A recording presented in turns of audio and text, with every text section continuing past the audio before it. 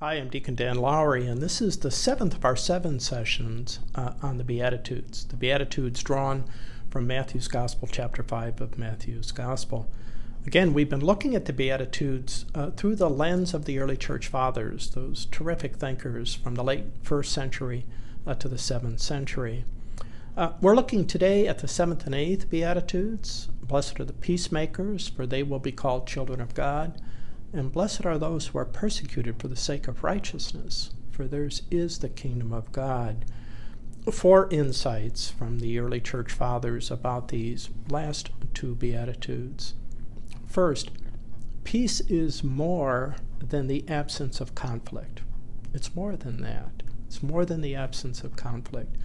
Peace is shalom. Peace is God's peace. It's resting in right relationship with ourselves, with our families, with our neighbors, with our community, and with God. It's the very peace of Jesus himself.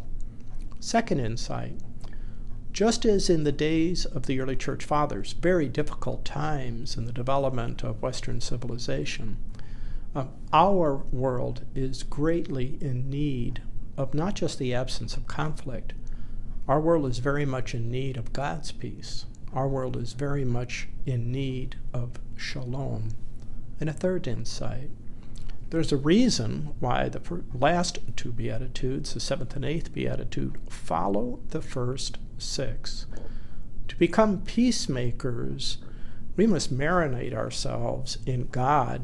We must journey far with God.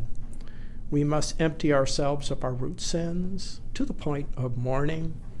We must become meek. In other words, we must open ourselves to God's hopes and dreams for us.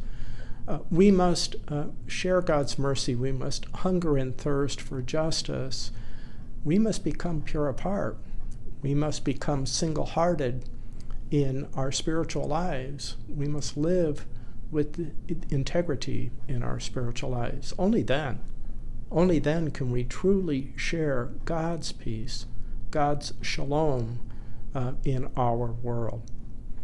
So, 3 reflection questions on the Beatitudes, particularly the 7th and 8th Beatitudes. Where is peace lacking in my life? And where is peace lacking in the lives of those whom I love and in the lives of those whom I encounter on a daily basis? Where is God's peace lacking? A second reflection question. What roles have I played in engendering peace around me? Or conversely, in what role have I played in undermining peace, and blocking God's shalom in the lives of those whom I love, in the lives of those whom I encounter on a day-to-day basis? And a third reflection question. How would Jesus have me proceed with respect to the relationships I'm most concerned about? What is Jesus asking of me with respect to those relationships?